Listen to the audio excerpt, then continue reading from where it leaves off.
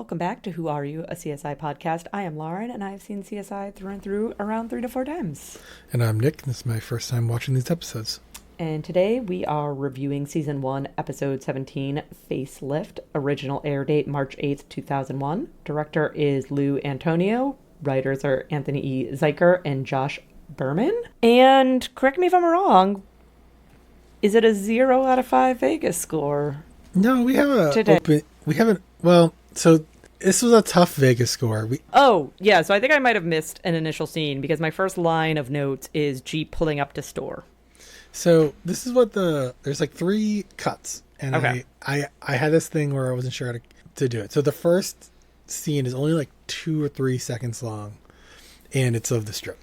Okay. And then there's a cut to a bunch of typical Vegas residential block. Yeah. All the houses look the same. Yep. And I was thinking, this is probably going to be, I don't often count that, but then they take another angle of that same residential area and you can see the Strip in the background, right? Mm-hmm. So then it's all kind of Vegas-y. So I think it would have been a 3, but because of that heavy residential block, I decided it deserved, I should really just cut, like if you can't see a casino, or like something else super iconic. Yep.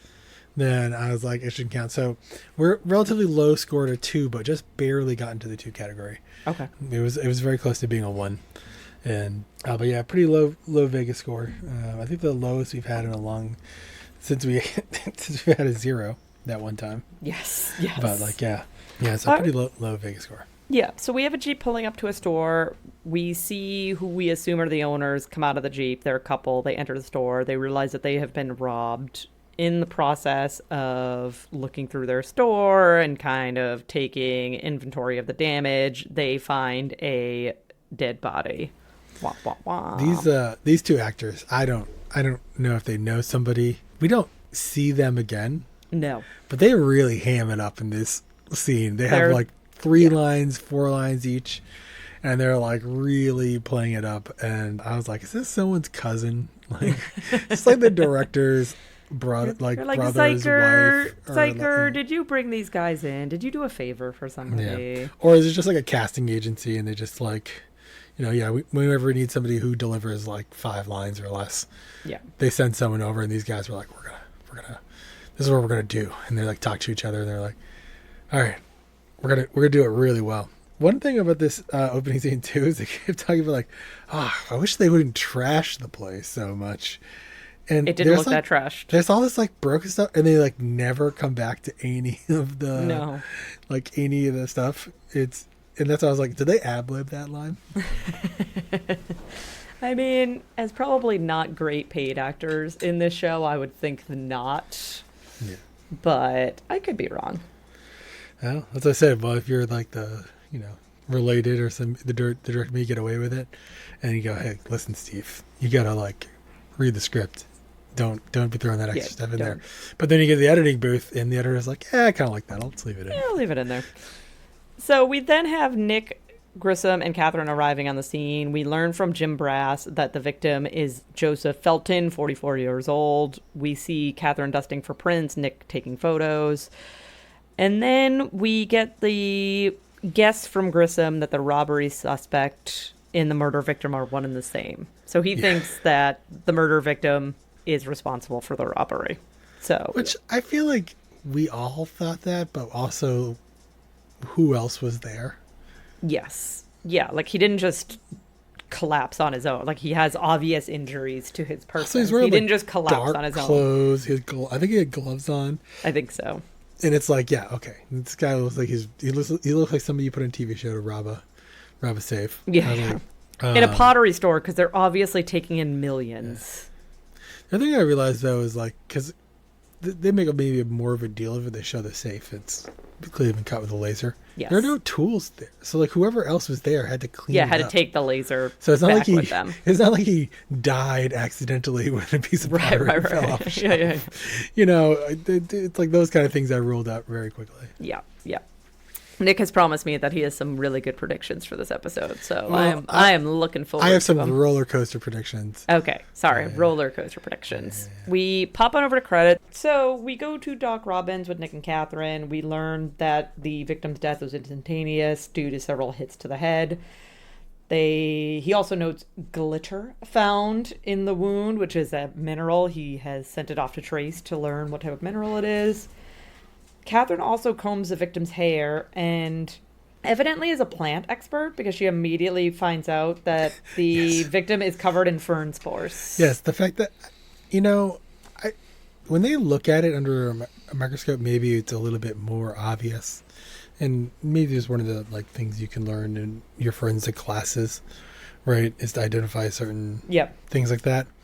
Because spores do have spores and seeds, they can look very similar. But when she's first looking, you can't tell at all. No, they just look like flecks. Yeah, and really they're more like little mini peppercorns when you get them. Yes, that's a perfect description. Right? Yes, but that would be so hard to tell with the naked eye, and not to be ageist or anything, but there's one thing I've learned as I get older is that very few people can see well in a dark lit room for very small objects. Yes, yes. So it's like that. The autopsy room it's like cast in shadow everywhere except right under that one light. Yep. And so I was kind of we'll just let that. Yeah, I was kind of, I thought I had the same thought as you, but I didn't write it down because I was like, I guess I'll just let that one go. Yeah, but I couldn't let that one go. Because they do show it under a microscope shortly after, or a recreation of it, when they did the flashback. Yeah. So that was and then they make a big deal out of it, and I kept being well, where's this gonna come back? Where the spores are. Does come They're back. right outside the door. It's I think she said let's place him at the crime scene. Oh, not finding his dead body will place him at the crime scene. Pretty sure we could already place him at the crime scene, crazy enough. But, I mean, that proves that he came in via the back door instead of the front door. Yeah. So we then go to Catherine walking over to Grissom. They have a conversation where Grissom lets her know that there is a single print match from the scene, and it is a match to Melissa Marlowe, who is a kidnapping victim from 21 years ago from Colorado. And so now Grissom is saying that they have two cases related to this homicide. They have trying to find the murderer as well as trying to track down Melissa Marlowe. Yeah, I very instantaneously decided that these two cases were still going to be related to each other. Mm-hmm. I don't know why, and it's a big part of where my prediction rodeo comes in. Oh, okay. But it was kind of I was like, oh, that's a real clever way to add us to that case. And I went, no, I just feel with this show, these two cases, these are coming back together. Yeah. Because they made me think there's dust on it. It's from a couple weeks ago. And, they go down that whole rabbit hole. Yep. But I was just my initial gut thought was they got to be related. And spoiler alert. Spoiler alert. They are. They are indeed. But yeah, I was first, but it just, all it really did was make me wish they weren't. That's right? fair. Yeah. I was what a cool way to spin it off. And then I think the first time I watched this, I was 21 years ago, nobody is going to remember the name of somebody who was kidnapped 20 years ago. Catherine was oh, why is that name familiar or whatever? And then the second time I watched it, all I could think of is John Benet Ramsey. Right, and everyone can tell you about the John Benet depending how old you are. Anyone of our age or can tell you about John Benet Ramsey. That's the dad, right? John Benet Ramsey, and is it? I forget the girl's name. The girl's John Benet. Joan, or I don't know. But yeah, the Benet Ramsey family. If I heard that name, I would remember who that was, and I was all right. There are some pretty, there's some pretty big kidnappings out there that were all over the news, especially when you're thinking in 2000 and thinking back to the 80s. Yeah. So we then pop on over to storyline B with Sarah and Warwick at their crime scene. Their victim has been reduced to ashes. Sarah is leaning towards this being spontaneous human combustion. I made a note, and I imagine that any X-Files fans that are also listening to this podcast will understand. I literally wrote, Sarah wants to believe. She wants to believe that spontaneous human combustion can be a thing. They find... They get there real quick. Like, almost like there was a conversation. Immediately. Like, almost like there was a conversation that was edited down. Yeah. Like, it was like they were already talking about it before I knew what they were talking about. And I thought that was the only part that was really weird. But I thought it was kind of a fun little thing to chase after. And I like the way that it went. So we'll get into it more later. But that was kind of like, I don't know. I'm pretty sure we're all in agreement that spontaneous combustion is not a thing. It's not a... Spoiler alert. Turns out to not be a thing. They find during this initial investigation a cotton fiber that probably belonged to the nightgown that is barely scorched. And this comes into play later on, which is why I'm mentioning it now. Yeah, it's a pretty big deal, I think, later on in the episode. Yes, it becomes a pretty big deal later on. So I actually think I forgot about it until that scene. I was like, oh, yeah. You're like, oh, right, yeah, they mentioned that earlier on. Yeah, okay. Yeah. We then go to the detective interviewing the husband. He is claiming that they had no marital problems. The detective is kind of asking some kind of "are you guilty" questions, and the husband basically our good old friend Detective Riley, right? Yes, Detective Riley, from episode 1. Yes, from episode 1. Yep.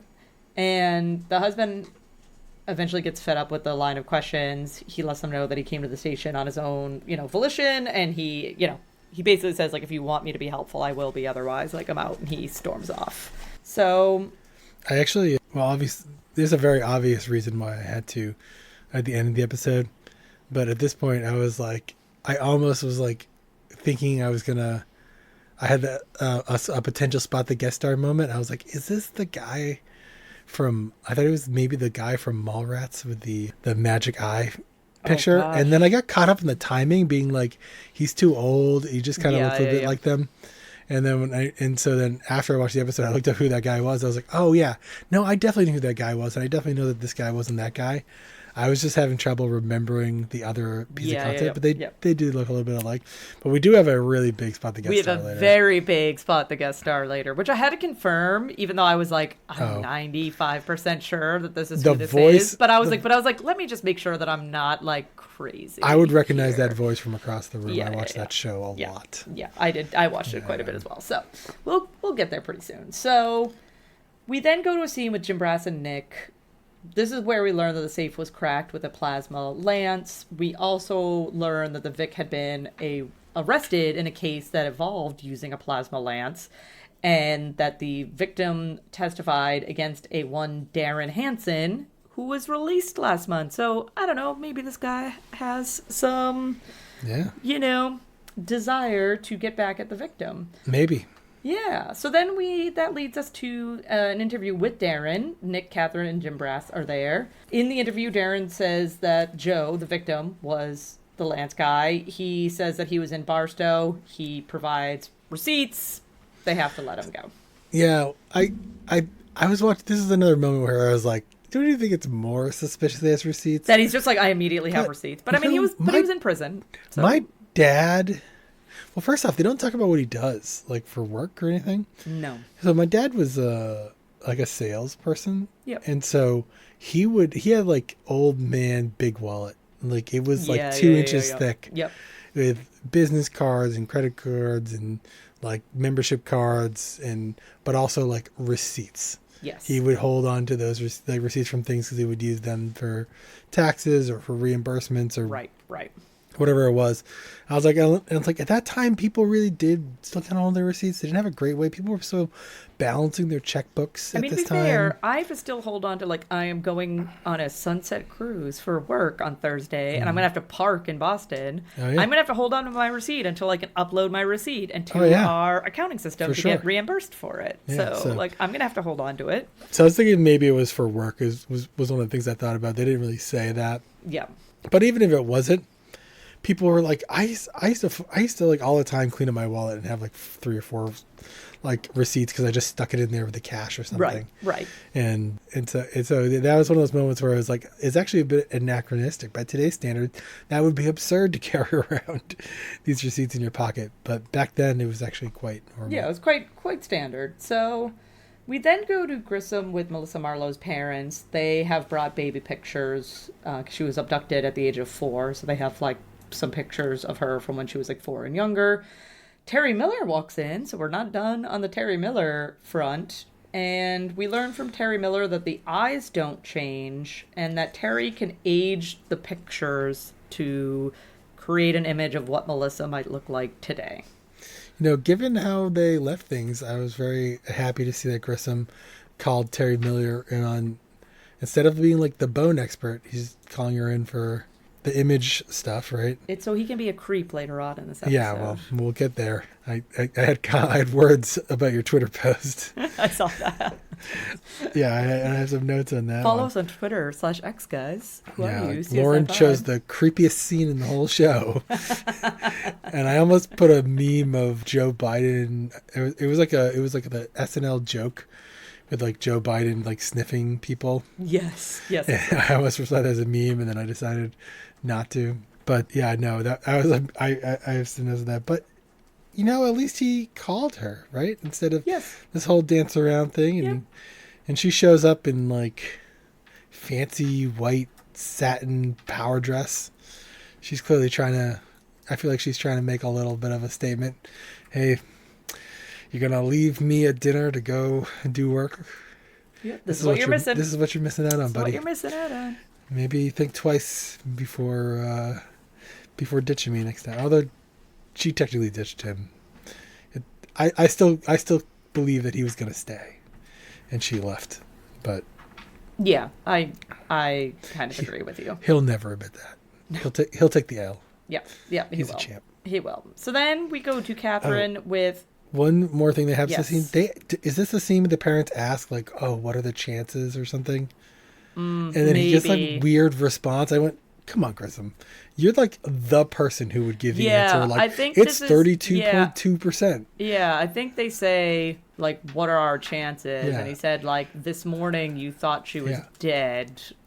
And now we have a start or something weird like that. I think that which is like scene. The tactful social thing to say, not the, I happen to know that the odds are 41%, or, something like that. And so I was like, man, I don't know if that's supposed to be character growth or not, but I think they more just wanted to have like the quip of, oh, we're better off than we were this morning. Yeah.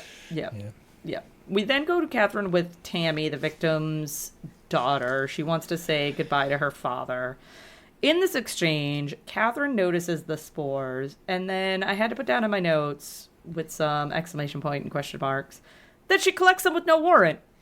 Yeah, okay. So she just like tapes spores off of this woman's shoulder. No warrant, no, like, I get that she's in CSI HQ, but I don't think that gives you like a free pass to collect whatever you want off of a person. Yeah.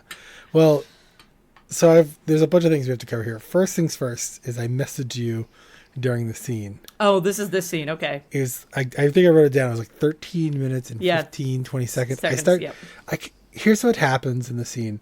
She walks in and they zoom in on her face and they just hold there for an uncomfortably long period of time. As if they wanted me to get useful. So after coming off the Terry, we're going to recreate this face scene. I was like, what? And then they do it again. Like the body's out of focus and her face is in focus while she's IDing him. And it's a long hold. And I went, oh my God. I wrote down, is this girl the missing girl? Like, why are we spending so much time making sure we know what she looks like? Right. I do have to tell you, though, my belief that this prediction was right waxed and waned a lot over like the 4 minutes it takes. Also, here's the thing about predictions. They don't feel so grandiose when they like tell you 3 minutes later. And they basically do that. Yeah, they do. But between those 3 minutes, it was a roller coaster of maybe not, because the spore thing made me think, oh, maybe not, because now maybe this is two different storylines. Right? It just felt like it was going in a completely different direction. And then when they were doing the facial reconstruction, at no point do I think that face looked like that girl. No, not until the very end when they were like, that's it was that was a real big jump though. Yeah, that was. But then there was like right before Catherine walks, well, we'll get there in a second, but right before she walks in, they like don't show you the face, and I went, oh, it is going to be that, and then they're like turning it around, and I went, oh, it won't, and then she's like, da, da, da. And then I was like, oh, it is, and as I said, I was like, my belief in whether my prediction was correct changed 5 times in the next 3 minutes of the show. Putting that all aside, let's talk about the spores. I 100% agree.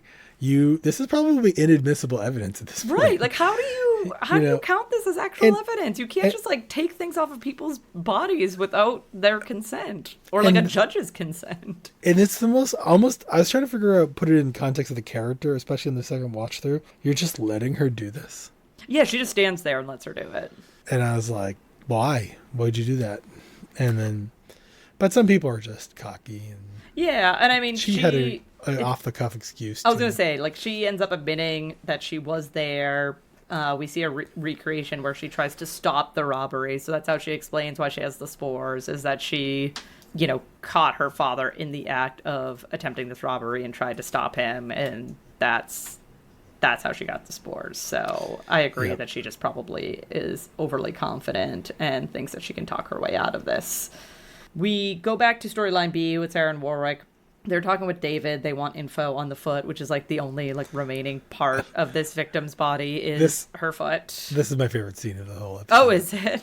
I have like almost no notes here, so please tell me. I both love the like, what can you tell us about this foot? He's like, where's the rest of the body? But no, my favorite line in this whole scene is it works like, oh, you're just.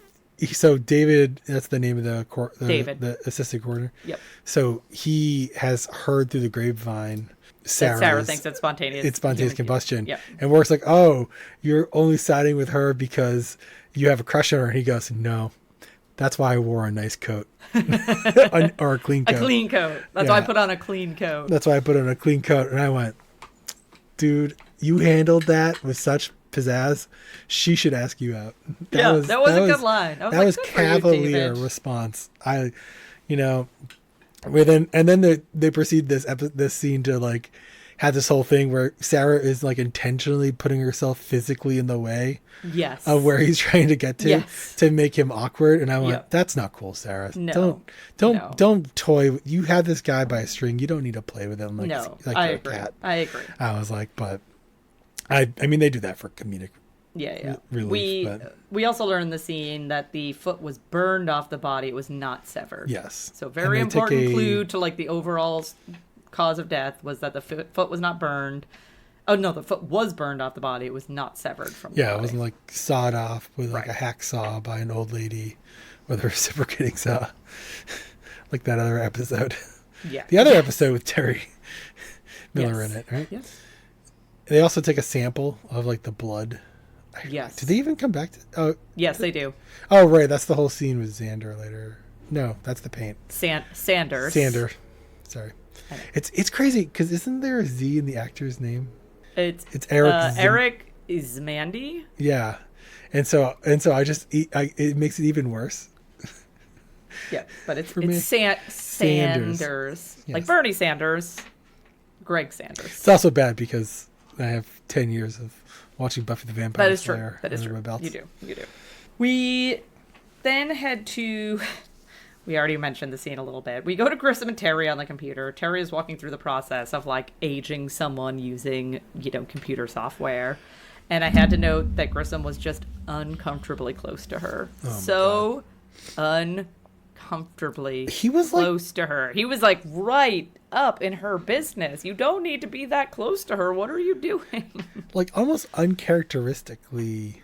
Yes. Like, as someone who's like, whole thing is that he's not that social of a person. Why are you that close to another human being? It's like it felt like the scene where in like a high school movie where they go see a movie at a movie theater and the guy's trying to lean in and put his arm around. Yes. And she's like, because he was doing that, he put his arm around the chair. His nose was maybe 2 inches from her hair the entire scene. Yeah, it's uncomfortable. His head was I was like, personal space, dude. Yeah.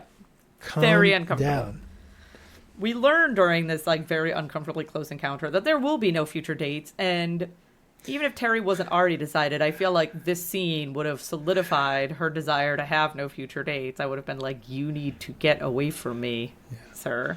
We're having dinner, just not together. Just not together. Yeah, because he's like, oh, we're going to have dinner Such a together, or dinner again. And she's like, oh, we'll have dinner again, just not together. So we learn that there will be no future dates between Terry and Grissom. Catherine walks in. This is the nice, like, reveal of, like, turning the computer around to show Catherine the aged picture of Melissa. And we realize, bum, bum, bum, it's Tammy, as does Catherine. Catherine's like, I met her, and that's Tammy. She's the daughter of the victim and also, like, a suspect in my murder case. The prime suspect. Yes. Well, so then we shift on over to Grissom, Catherine, and Nick having a walk and talk, and they're discussing how Melissa might have murdered the man who kidnapped her. So they're thinking, oh, she might have murdered the victim, and she might have murdered him because this was her kidnapper. Yep. We then go to spot the guest star scene with Grissom and Catherine with the shrink, Dr. Kane. So, you know, I didn't even write down his real name. I don't know what his real name is. He's the dad from Family Matters. His name is Carl? Mr. Winslow. Carl Winslow. And if you don't know who Steve Urkel is, your life is worse because of it. And I don't. It's just like the perfect time of my life, like that sort of like middle school, like early elementary into middle school. Is there a show called Family Matters? No. Yeah, it's Family Matters. Yeah, Family Matters name of the show. Yeah. Yeah, and I at first it looks like him, and I was like, oh, that's. And then as soon as he spoke, it was just like. It's like I remember that voice as well as I remember the voice of any aunt, uncle, cousin, childhood friend that I have. I would recognize it on like a police audio lineup. I'd be like, oh no, that's the dad from Family Matters. And it was good. He's kind of a weird role. It's a weird. He is a police officer in Family Matters too, by the way. That's his job. Oh yeah. Well, I mean, he's a shrink in this. Yeah, but for the police. Well, I mean. He's not a police officer, but at least and he might just be like consulting for the police. Like he might be just a normal shrink, and then he consults for the police. But he lets them know that Melissa/Tammy might remember something of her former life, but there's also a good chance that she will exhibit sociopathy as an adult, because oftentimes children kidnapped at this young of an age end up displaying sociopathy as an adult. So Sarah and Warwick are back at their crime scene. We realize the husband has no motive, so he's kind of stricken off as a possible suspect. Warwick has brought in an ion detector to find an accelerant, but it finds 0 accelerant. So no accelerant found. This is a magic box, by the way.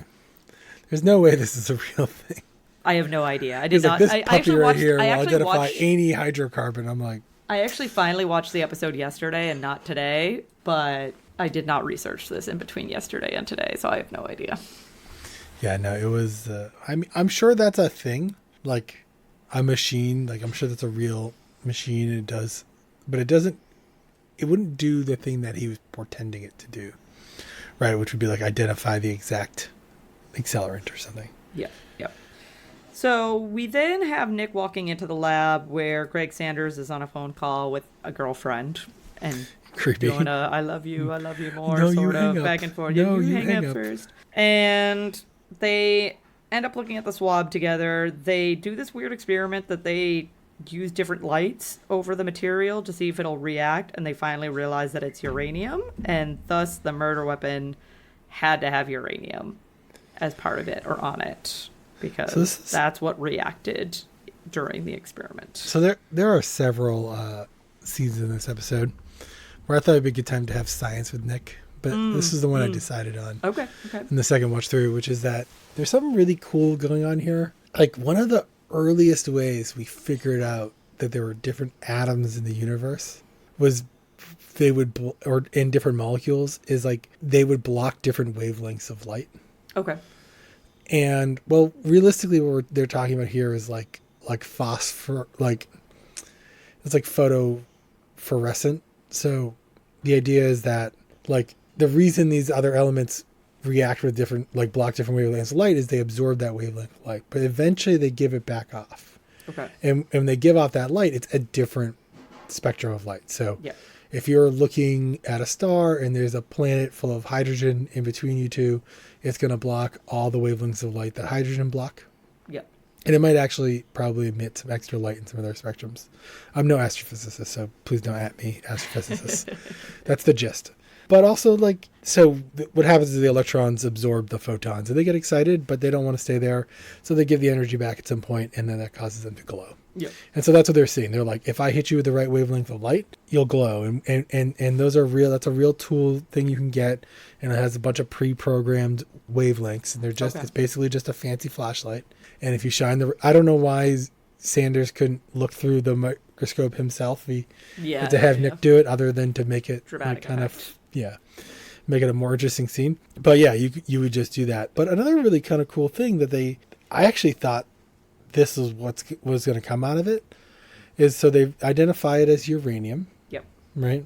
Yep. Is that uranium is also reacts to ultraviolet light and then gives off a lower level of light. And very famously, we used to put it in glass.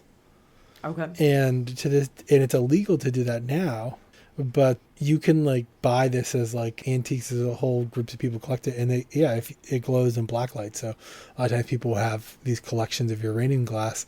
We'll have cases with black lights, and you can turn the lights off, turn the black lights, and they glow green like your standard glow in the dark green kind of color. Yeah, it's kind of cool. But yeah, this was like I was like, oh, that's some cool little science. And then they lost me when Nick starts freaking out about the radiation. Yeah, like, am I going to be radiation poisoned? I have uranium in my room right now.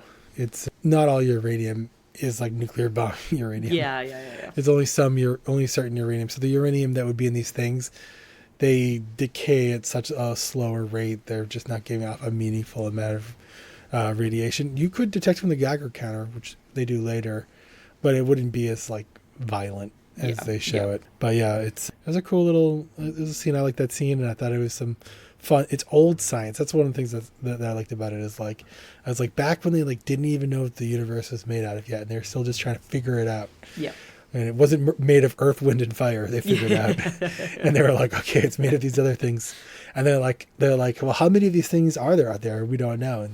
And so they would use light spectrometry and prisms and figure out like I developed a new chemical because it's blocking making this extra black bar on the light, and we don't know what it is yet. But yeah, it's kind of like I don't know. I actually don't even know when that period was. Sometime in the 1800s. Yeah. All this was going on. But yeah, that's some really cool old science. We go to Grissom and Nick talking over the sink. Well, I guess Nick is at the sink. They're talking. And this is where we learn that uranium is used as a color enhancer, which transitions us to the next scene where Nick ends up scanning the store for uranium. He finds a gnome with a yellow hat, and it sets off his detector, and it also has a missing chunk on it. So does anyone else think it's weird that they had a guy in a pottery store who was bashed over the head 3 times, and nobody had like a rookie cop have to walk around and look at every single piece of pottery for blood and hair? Yeah. I was like, I can't believe they didn't already do this. Nope. This is I can't remember what you labeled it in the last episode, but this is a CSI like halfway, or just, come on, guys. You should have already done this, but you decided not to. Well, they couldn't have done it, or else they wouldn't have this dramatic moment. This is true. This is very true. We then head to Grissom with Melissa's parents. They want to know when they can see Melissa. We cut over to Catherine talking to Tammy. She's saying that her mother was Mara. She died, a few years ago. Grissom walks the parents over to the interview room and is letting them know, like, hey, you can look, but, you can't interact with her. You can just watch as we interrogate her for a murder. I wrote, this has got to be so illegal. It has to be. Like a person's rights. Like, you can't, like... Yeah, you can't, like, broadcast somebody's... to strangers, right? Yeah. Well, I mean, they do record, like, confessions and interrogations, and you can access them online. Well, once they're part of like a case, yeah, you know what I mean. They're into the public record, because like one of the things that happens in a court proceeding is you enter something into evidence, and the defense has the ability to say, no, you can't show that because it's private for this reason, right? Yeah. And the judge will say, actually, no, it's normal evidence, and it's fine. And at which point it can be basically in the public domain. Yeah. Yeah. Based on the jurisdiction and the rules. But sometimes those things get sealed, right? If this was a minor, right? Yeah. You know, those things would not be easily released. And so, yeah, but also like, I think there are all these rules about like restraint. Like Tammy is not a child anymore. Right. You have no legal right to her. Right. She's 25. Whether she remembers you or not. Right. She's 25. And so, yeah, it's like you can't just like, I don't think you shouldn't have even told them who she was. Like she has a right to privacy. Yeah, right to privacy. Yeah. Yeah, and I don't know how that works. Like, yeah, I mean, I don't know. Maybe it's not illegal to tell her, but it's definitely careless and it's definitely very unprofessional. Yes. Yeah. Which Catherine definitely chews him out a little for it, but a little bit, not as much as he deserves. Enough. No, not as much as he deserves. So Tammy leaves the interrogation room. Obviously, the parents rush over to her. She tells them, "Look, like I'm not your daughter. I don't know who you are." After she leaves, the mother wants to know, like, who is she now? And they let her know that she's Tammy Felton. Her mother was Maura. And that's when we learn that Maura Felton was her babysitter and was questioned when the kidnapping occurred. Yeah, that's really, like, glossed over, right? Very quickly in that scene. Yes. But very key, right? So we're aligning that presumably the mother kidnapped her. And that's how they raised her. I also want to point out here, we will get to this later, but we learn later on that at that point, Tammy for sure knew who those people were. She for sure knew that she was kidnapped. Yes. Yep, right? She knew. And so she is already playing the long game here. Yes. Yes, 100%. Which is very conniving. Yes. Yep. I thought it was really good. Yeah, so we learned that her parents are going to get a lawyer for her, and once the parents leave, Catherine, as you mentioned, sort of chews Grissom out, but not really, and it's basically like, what were you thinking? And he's like, I don't know. I just kind of wanted to see what was going to happen. And Catherine rightfully tells him that, like, you're not good with people. Like, you just do not understand people, and you are not good with people. They keep telling him that. I feel like at one point earlier he was like, I'm not good with people. Like he was being like trying to throw it back in people's face. Maybe that's later on. But he's like, I just want to observe them like they're ants in a colony or something. It's like it's so weird. So weird. Yeah, I feel like we're still in Grissom's character limbo. I feel like we're going to be here for the end of the season. This is not a good... Rewatching season 1 doesn't stir good feelings for Grissom. And Grissom, I love Grissom. He really does become a solid character. But man, season 1 Grissom is rough. This is a rough version of Grissom. Unrefined. Unrefined, for sure. We then head over to Warwick and Sarah. They are experimenting on a pig. They're trying to recreate the death. This is where we learn that, yes, because she does mention that, like, Sarah mentions that she hasn't eaten meat since the time that Grissom used the pig to determine time of death on the woman that had been found wrapped up in a blanket. So yes, because she was cold, so the bugs grew at a different rate. Yeah, and this is where we learned that the tests from the foot came back that she had sleeping pills in her blood, enough to, like, down a horse. So she was, like, very sedated at the time. And then we end this scene with Warwick dropping a cigarette on the nightgown. So they put the nightgown on the pig, they put the pig on the chair, they drop the cigarette on the pig. I just thought, like, they show Warwick, like, lighting... First off, Warwick puts the cigarette in his mouth like he's smoked his whole life. But they've never showed anyone in this show smoking. No. Right? But Sarah also has a lighter. Sarah has a lighter. Like, she smoked her whole life, too. Yeah. And I was like, that's... This is before vapes became the thing. Yeah, I mean, or just, like, smoking was definitely far more prominent in circa 2000, early 2001. Oh, for sure it was. Than it is now. Yeah. And, like, you used to probably be able to walk into a room and be like, does anyone have a lighter, and always get one? Yeah. Whereas, like...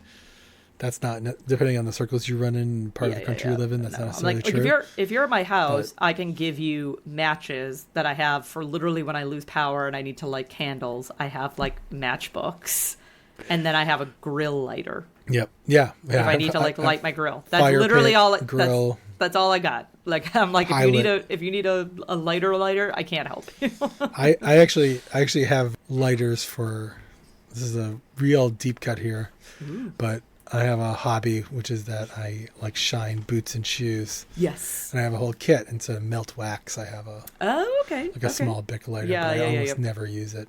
So if you have like a big gouge in your leather boot, you can use it. Melt some wax in it, fill it in, sand it down, smooth it over. Okay, that makes sense. I haven't really done that much of that recently, so it's probably leaking lighter fluid in a box in the corner of my room. That'll be a accelerant that War could find with an ion detector later on. Yep, we'll be like, after my house burns down, but hopefully not. Well, we go to Grissom, Nick, and Catherine arriving at Tammy's place. They have a warrant. As they search, Nick finds gloves with yellow paint. They run some tests on site, amazingly, to show that it is positive for uranium. I thought this test was... This is another situation where I feel like the scene was cut out. Where somebody had to be like, well, what if we were to find the uranium, like how would we know, or the thing, how would we know it has uranium in it? And then there was probably like a Grissom scene and said, well, actually, this works this way, that works that way. But yeah, there's so what they basically do is they put a coat over it's Polaroid film from an old Polaroid camera. They put it underneath, and Nick does this thing. They show it. They don't tell you what's going on. No. But the bottom thick part of a piece of Polaroid has the secondary chemical in it. Yes. And there's like it's like a seal there you can break, and it floods on, and that causes the picture to set so that it's no longer being exposed. But the radiation from anything will trigger the film and a camera. And this is the other Nick. I feel like I'm already there, but this is the other Nick science thing. But very famously, when the U.S. made the first nuclear weapon and nobody knew about it. Yes. One company did know about it, and their name was Kodak. And they spent a lot of money trying to figure out why all of their film was getting destroyed. And it was from radioactive fallout, like background radiation. Oh my gosh, yeah. And they had to put in extra things to protect their film. Yep. And people's film were just starting to be grainy from all the, I think it was sites that were close to where they set off the nuclear bomb, or like in a wind path or something. Yep. And like the army or whatever eventually had to they started asking questions, and they were going to write papers, and they had to show them and be like, listen guys, you can't talk about this. This is a matter of national security. Wartime, I don't remember if it was, I think it was during World War II or maybe right after World War II, because those events are fairly close to each other, but that's like a famous story. But yeah, that's one of the things. So I think maybe they cut out a scene where they talked about this being a way they could test it. So then when they got there and they had some, because you would ask that question, well, how would you test to make sure it was uranium or something else? Even though they had a Geiger counter. Yes. But, oh well. All right. This was a more, again, dramatic effect way of finding out. So Grissom asked Tammy if she had ever worn those gloves. She vehemently denies that she has. They end up cutting the gloves open. They take a print from inside the glove. They take a print from her right index finger. On scene, they make a match. Perfect match. My first thought was, are you just cutting open evidence like that? Yeah, they're just destroying evidence. The O.J. Simpson trial. Yeah, they just cut the gloves. The glove was already cut. And I was like, if the glove don't fit, you must acquit. And it's just falling off his hand. Because it's cut open. That's all I can think of. It's the most famous glove-related. It really is. Criminal case of all time. But yeah, I was like, and also when she's inside, they had a police officer, but this is again, CSI people. You need to have officers present. Yeah. When you're hanging out with people you're accusing of murder. Yes. You left the officer outside. Will the person you think is a murderer was inside with all of you? Episode 22 of CSI could easily be the last episode of CSI if I didn't know, if it wasn't for IMDb. Yeah. Because I was at some point, they just continually just let murder thing out. Someone's going to kill all of these characters. Yeah. And this is where we're first introduced to Tammy's split personalities. She claims that somebody else was there, and it was Melissa Marlowe. Yep. Was there. Womp, womp, womp. Which brings us... Oh, go ahead. She was. They found a fingerprint. Yeah. Well, yeah. So they bring us to the next scene with Jim Brass, Catherine, and Grissom back with our shrink. And this is where they're talking about split personalities. And if she does have split personalities, that Tammy is the dominant personality, so she would be aware of the other personalities. The other personalities wouldn't be aware of any other personalities. Famously, Steve Urkel in Family Matters also has a split personality. This is a true Carl story. Winslow would be an expert in this. This is true. This is a good point. This is a very solid point. So then we go to the parents, Melissa's parents, with quote-unquote Tammy, and they bring in Randy Painter, who is going to be the defense attorney, to represent her. And this is when Tammy notices the mom's necklace and pretends to notice. Yeah, pretends to notice. And the mom is like, oh, yeah, you used to play with his necklace all the time when you were a kid. Like, don't you remember? And then they agree to raise 10% of her bail, basically at any cost. Like, whatever they need to do to get her out of prison or keep her out of prison, they're going to do. They're going to raise the 10% for her bail. You're going to raise 10% of $500,000 at any cost, otherwise known as precisely $50,000. Yes. But this is, 2001, and it comes up later, but this ends up costing them a lot in the scheme of things. In Las Vegas, that's probably 50% of the value of your home. Yeah. In 2001. Yeah. So we then head back to work and Sarah at their experiment. They realize that the fat acted like candle wax. This is a scene, and I'm curious to hear your thoughts on this, where we've talked about this before, where Grissom could just get to the point, but instead he makes people jump through ridiculous and stupid hoops. And basically Grissom knew the answer to this case and made them experiment because, that's how you learn. So I'm going to waste. There's no other way for people to learn things other than to, burn through department resources. Yep. And we just talked about this in the last episode. So if you're listening to these in order, this will make a little bit more sense. But Grissom just got angry at Sarah in the last episode for maxing out her overtime every month. And then he's making her do pointless experiments that are... Yep. Show her. Here's a hobby for you. What do you want? Here's a diversion. What do you want? All I can think is, one, this makes you a terrible boss. A horrible boss. Okay. I will say as a boss, okay.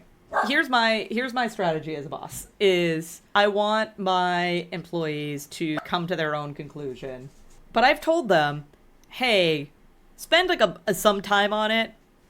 But if it gets to the point of you having to spend crazy resources or beating your head against the wall, then come to me and let's talk about it. But I do think that there is some precedence for hey, go out there and try to do it yourself and try to learn it yourself.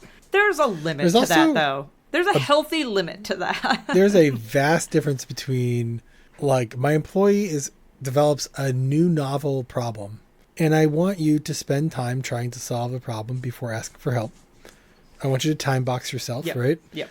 There's a certain point, that's part of the judgment skill and that's one of those things that you teach people or instruct people. Maybe you didn't need to spend 3 days on this. Maybe you should have spent a day on it. And when you get to day 2, that's what would have been a good time to ask some advice versus me seeing a problem and then pretending it doesn't exist to see what an employee does, right?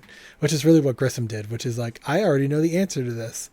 I'm just going to test them and see how much time and energy they can waste. Right. It must be slow season in CSI. Must be slow. They must not have enough. He must be I don't have anything else for them to do, so this is busy might as well work. Just It's the version of corporate trainings. It's ridiculous. So we also learned the scene that piece of fabric that they found when they initially got to the scene basically acted like a wick, which is why it was scorched but not burned, because it basically acted like the wick. So I do appreciate that Warwick covered for Sarah, though. Thankfully, someone is standing up for Sarah. Sarah has been thrown under the bus these last few episodes. So thank you, Warwick, for covering for Sarah. Because, she wanted to believe in spontaneous human combustion, but, you didn't let her... look bad in Grissom's eyes. You covered for her, man, and I appreciate that. Thank you, They're the Warwick. renegade duo, those two. You know what I mean? Yes. They've been they're paired a lot constantly being recently. ostracized by everybody else in the team. Yes. And it's good that they started with a very rough relationship. So yeah. So they have a very sort of friendly banter in that scene, especially with the cleanup and I like that their working relationship has evolved from her investigating him to them seemingly mutually respecting one another. Investigating him twice, yes. But now they seem to circumstances. mutually respect each other, and I appreciate that that's where their relationship has been able to evolve. I didn't get the wick thing the first time I watched it either. But then the second time I was like, oh, it's like when they say like the wick effect, they mean like the way that like, because when you burn a candle, a wick on a candle does burn, but it's more like the oil lamps that you get. Yes. Where it sucks the oil up the wick, and so it's not burning. But you know what? Then I was immediately like, wait, but the wick does burn when you run out of oil. Like when you run out of human. Yeah. When you run out of human. Well, maybe it like fell away from the body, and they did find it like separate right, from the body. I guess that's right. It could burn on that end and then blow, like fall down. Because I think they found it like a little ways away from the body. So that's a real good point. Yeah, we go back to our first storyline with Catherine visiting quote-unquote Melissa in jail. She wants Catherine to testify that she wasn't sane when she killed Joe, the man who abducted her. And she's trying to tell Catherine that the last, 21 years are blank. And Catherine intelligently is like, okay, well, if you don't remember the last 21 years, then you wouldn't remember me. And Tammy does an about face and is kind of like, screw you, you caught me. Then she does this weird thing when she's walking away where she pretends again. Yeah, she pretends, and then she's like, he's practicing for court. Did you have the thought? So my first thought was like, Catherine, you're better than this. You should have sat on that. Should have given that to the defense attorney. I mean, maybe you should have taken that stand and let them cross-reference you. Be like, well, don't you? Did the defendant remember your interaction? He was like, yeah, she did. I was like, so that would imply that she did remember some of the times between 4 and she could testify to this interaction. She said, hey, we have no, privilege here, so, anything you say to me can be used. I mean, Catherine says that to her when she shows up, so Catherine could just testify to this interaction. It's not, no. But, yeah, it was also, as we've mentioned, we never actually see what happens to these cases. No. So, well, we learn the audience payoff is exactly what they did. So we learn a little bit about this one, though, because the next scene, Catherine goes to Grissom's office, and we learn that the prelim has been postponed indefinitely because Tammy has skipped bail. Shocker. So, shocker. We also learn that her parents lost their house and their life savings in trying to, put up the bail for her, so they are basically out everything that they need.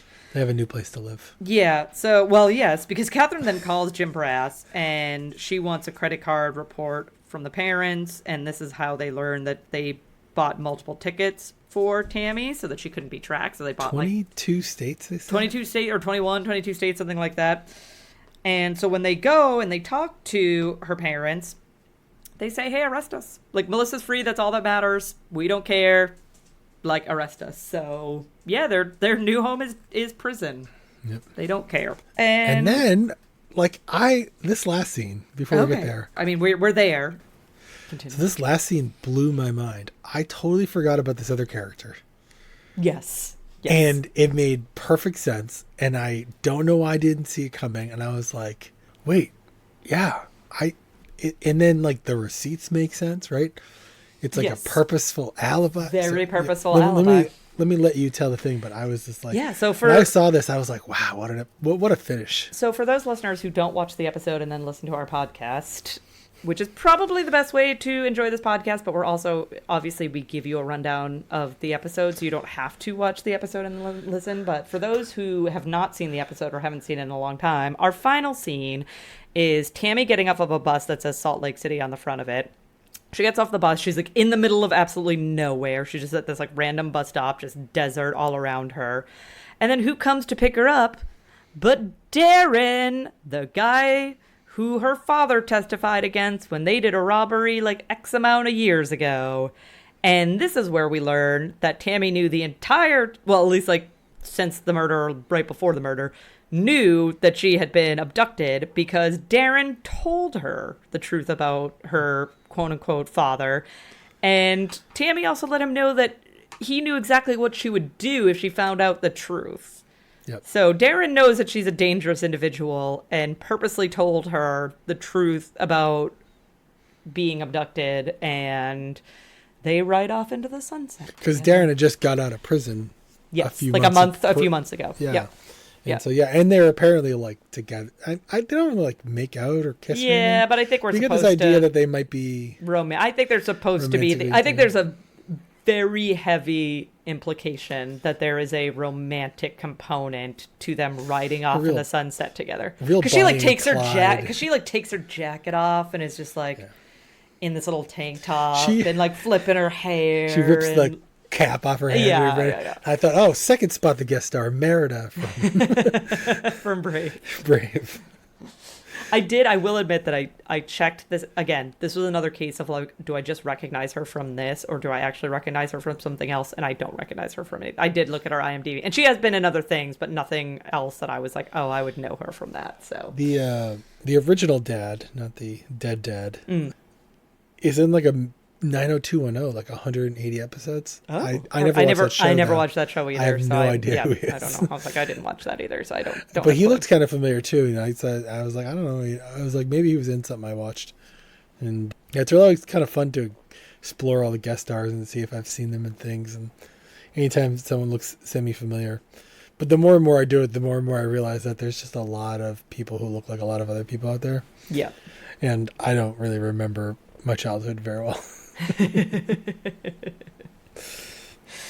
All right. Well, Nick, what did you think about this episode? I liked it. I felt like it kept me guessing. It gave me some surprises. There was no like overtly awful science. There was just a lot of creepy Grissom. I feel like maybe the B storyline was a little weak. The A storyline was pretty good. So I like that. Yeah, I think that's basically where I land. I think storyline A, solid. The first time I saw it, I definitely, they were able to fool me a few times watching it. Like I was like, oh, does she really have split personalities? And like, does she really this? Does she really that? And I definitely didn't see the Darren thing coming at the end the first time I watched it. So I appreciate that. Looking back, the first time I watched it, I did not see the true outcome of the first storyline. But I also agree that like the second one was almost a throwaway. Like it was almost like what other than to make like Sarah look like, oh, look at Sarah the idiot who believes in spontaneous human combustion. Like what else was the point? I didn't get that feeling from Sarah. I really felt it was more like Sarah was chasing the excitement of something new. Yeah. Right? Yeah. You know what I mean? Like wouldn't it be cool if this were true? And like, it'd be awesome. But like I want Bigfoot to be real. I want Loch Ness to be real. Like I'm not saying they are, but like I want them to be because like how awesome would that be if they were? Like that would be great. Like it's a more interesting world to live in if they're true, right? Yes. Like I know that there's so many creatures at like the bottom of the ocean that we don't know about, and that's like super exciting. But it'd be also cool if there was like random creatures in the woods that we didn't know about. That would be awesome. I want to live in a world where there's more random stuff that we don't know about. The one sort of saving grace in the B plot line is just how much character development there was between Sarah and Warwick. Yes. You know what I mean? Like, I think that's why the storyline isn't that great. Was like it wasn't about trying to solve a crime here. It was about getting them to work together. Yeah. Yeah. And him covering for her. Having that moment where he covers. Yeah. And it just kind of like mends all the fences and make sure that they realize they're a team. They're in this together. But also they're very playful too. It's a very sort of back and forth. You don't really think this. And then he kind of starts to believe maybe it's true. And then they get the pig. But they're still kind of like hanging out at the end. Like obviously they already knew it was over when Grissom shows up. But they were like playing games. Backgammon or something. I don't know what it was. Yeah, they were playing something while they were like waiting for the experiment. They were just hanging out at that point. Like they already knew what the answer was, but they were happy to spend time together. And so that's actually probably we didn't even talk about the fact they were playing this random game, but that is maybe one of the most important like little nuance things. Yeah, they were just like hanging out as friends basically. Yeah, it's that they were just spending time together versus, being like, oh, the work's done, let's get out of here. Yeah. Yeah. Well, next week we will be back with Season 1, Episode 18, 35K OBO. In the meantime, you can follow us on Facebook at a CSI podcast. You can also find us on Twitter /X Threads and Instagram at CSI pod. You can also email us if you want to at whoareyouscsipod@gmail.com. And we'd love it if you want to reach out to us. Either tag us, at one of our social media handles or use the hashtag WhoAreYouCSIPod. And until then, we will talk to you next week. No spoilers. No spoilers.